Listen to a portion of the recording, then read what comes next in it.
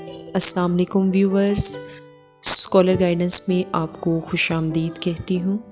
آج کی اس ویڈیو میں آپ کو حضرت علی کے کلمات اختصار بیان کروں گی، جن کا جاننا اور سمجھنا ہمارے لیے بہت ضروری ہے، نہ صرف مسلمان ہونے کے ناطے بلکہ یہ کلمات اختصار تمام انسانیت کے لیے مشعل راہ ہیں۔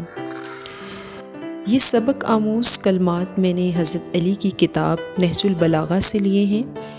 نہج البلاغہ علوم و معارف کا وہ گراں بہا سرمایہ ہے جس کی اہمیت و عظمت ہر دور میں مسلم رہی ہے، اور ہر عہد کے علماء و ادباء نے اس کی بلند پائیگی کا اعتراف کیا ہے۔ یہ صرف ادبی شاہکار ہی نہیں ہے بلکہ اسلامی تعلیمات کا الہامی صحیفہ، حکمت و اخلاق کا سرچشمہ اور معارف ایمان و حقائق تاریخ کا ایک انمول خزانہ ہے، جس کے گوہر آبدار علم و ادب کے دامن کو زرنگار بنائے ہوئے ہیں اور اپنی چمک دمک سے جوہر شناسوں کو محو حیرت کیے ہوئے ہیں۔ نہج البلاغہ بلاغت کلام کے اس میں وہ جوہر دکھائے گئے ہیں کہ جس کے بارے میں یہ کہا جانے لگا کہ حضرت علی کا کلام مخلوق کے کلام سے بلند تر جبکہ خالق کے کلام سے کم تر ہے، یعنی اللہ کے کلام کے بعد سب سے افضل کلام حضرت علی کا ہے، اور یہ کلام جو ہے نہج البلاغہ میں شائع ہوا ہے۔ یہ کتاب 3 حصوں میں تقسیم ہے، جن میں سے ایک حصہ کلمات اختصار کا ہے، جس میں حضرت علی کے مختصر اقوال کو بیان کیا گیا ہے۔ ان میں سے چند ایک میں آپ کی خدمت میں پیش کرتی ہوں۔ عورتوں کے بارے میں حضرت علی نے فرمایا، عورتوں کی بہترین خصلتیں وہ ہیں جو مردوں کی بدترین صفتیں ہیں، یعنی غرور، بزدلی اور کنجوسی، اس لیے کہ عورت جب مغرور ہوگی تو وہ کسی کو اپنے نفس پر قابو نہ دے گی، اور کنجوس ہوگی تو اپنے اور شوہر کے مال کی حفاظت کرے گی، اور بزدل ہوگی تو وہ ہر اس چیز سے ڈرے گی جو اسے پیش آئے گی۔ اس کے برعکس اگر یہ 3 خصوصیات مرد کے اندر پائی جائیں گی تو وہ مرد کی بدترین صفات ہوں گی، جبکہ یہ 3 خصوصیات غرور، بزدلی اور کنجوسی عورت کی زینت ہیں۔ پھر فرمایا، وہ گناہ جس کا تمہیں رنج ہو اللہ کے نزدیک اس نیکی سے کہیں اچھا ہے جو تمہیں خود پسند بنا دے۔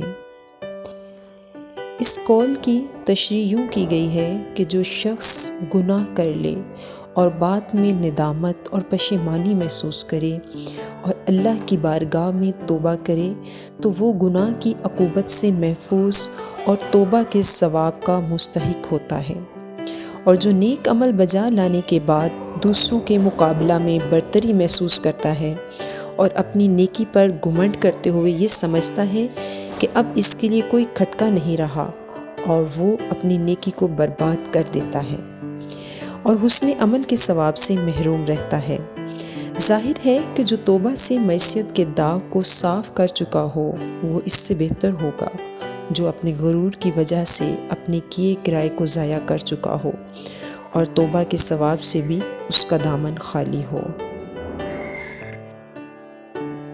ایک جگہ پہ حضرت علی نے عقل مند اور بیوقوف کے درمیان فرق کو یوں واضح کیا ہے کہ عقل مند کی زبان اس کے دل کے پیچھے ہے اور بیوقوف کا دل اس کی زبان کے پیچھے ہے۔ اس کا مطلب ہے کہ عقل مند اس وقت زبان کھولتا ہے جب دل میں سوچ و بچار اور غور و فکر سے نتیجہ اخذ کر لیتا ہے، لیکن بیوقوف بے سوچے سمجھے جو منہ میں آتا ہے کہہ گزرتا ہے۔ اس طرح گویا عقل مند کی زبان اس کے دل کے تابع ہے اور بیوقوف کا دل اس کی زبان کے تابع ہے۔ بیماری اور مرض کے بارے میں حضرت علی فرماتے ہیں کہ مرض میں جب تک ہمت ساتھ دے چلتے پھرتے رہو، یعنی جب تک مرض شدت اختیار نہ کرے اسے اہمیت نہیں دینی چاہیے، کیونکہ اہمیت دینے سے طبیعت احساس مرض سے متاثر ہو کر اس کے اضافے کا باعث ہو جایا کرتی ہے۔ اس لیے چلتے پھرتے رہنا چاہیے اور اپنے کو صحت مند تصور کرنا چاہیے، کیونکہ صحت مند تصور کرنا ہی مرض کی تحلیل کا باعث ہوتا ہے۔ حضرت علی فرماتے ہیں کہ خوف کا نتیجہ ناکامی اور شرم کا نتیجہ محرومی ہے، اور فرصت کی گھڑیاں ابر کی طرح گزر جاتی ہیں، لہٰذا بھلائی کے ملے ہوئے موقعوں کو غنیمت جانو۔ ناظرین، ہمیں پوچھنے میں سیکھنے میں شرمانا نہیں چاہیے، یہ سراسر نادانی ہے، کیونکہ اس کی وجہ سے اکثر ان چیزوں سے محروم ہونا پڑتا ہے جو دنیا و آخرت کی کامیابیوں اور کامرانیوں کا باعث ہوتی ہیں۔ جیسے کوئی شخص اس خیال سے کہ لوگ اسے جاہل تصور کریں گے، کسی اہم اور ضروری بات کے دریافت کرنے میں عار محسوس کرے، تو یہ بے موقع اور بے محل خودداری ہوگی۔ اس میں عار محسوس نہیں کرنی چاہیے۔ اس لیے کوئی ہوش مند انسان سیکھنے اور دریافت کرنے میں عار محسوس نہیں کرے گا۔ جیسے کسی ایک سن رسیدہ شخص سے جو کہ بڑھاپے میں پڑھ رہا تھا، تحصیل علم کر رہا تھا، تو کسی نے اس سے پوچھا کہ تمہیں بڑھاپے میں پڑھتے ہوئے شرم نہیں آتی؟ تو اس نے جواب کہا کہ جب مجھے بڑھاپے میں جہالت سے شرم نہیں آتی تو اس بڑھاپے میں پڑھنے سے شرم کیسے آ سکتی ہے؟ البتہ جن چیزوں میں واقعی برائی ہو ان کے ارتکاب سے شرم محسوس کرنی چاہیے۔ ایک اور جگہ پر بہت ہی خوبصورت پریڈکشن آپ نے ان لوگوں کے بارے میں کی ہے جو کہ اپنی بات یا کوئی نہ کوئی بات اپنے دل میں چھپا کر رکھتے ہیں۔ آپ فرماتے ہیں کہ جس کسی نے بھی کوئی بات دل میں چھپا کر رکھنا چاہی، وہ اس کی زبان سے بے ساختہ نکلے ہوئے الفاظ اور چہرہ کے آثار سے نمایاں ضرور ہو جاتی ہے۔ کیونکہ انسان جن باتوں کو دوسروں سے چھپانا چاہتا ہے وہ کسی نہ کسی وقت زبان سے نکل ہی جاتی ہیں اور چھپانے کی کوشش ناکام ہو کر رہ جاتی ہے۔ وجہ یہ ہے کہ عقل جتنی بھی ہوشیار ہو انہیں پوشیدہ رکھنا چاہتی ہو، مگر کسی اور اہم معاملہ میں الجھ کر ادھر سے غافل ہو جاتی ہے اور وہ بے اختیار لفظوں کی صورت میں زبان سے نکل جاتی ہیں۔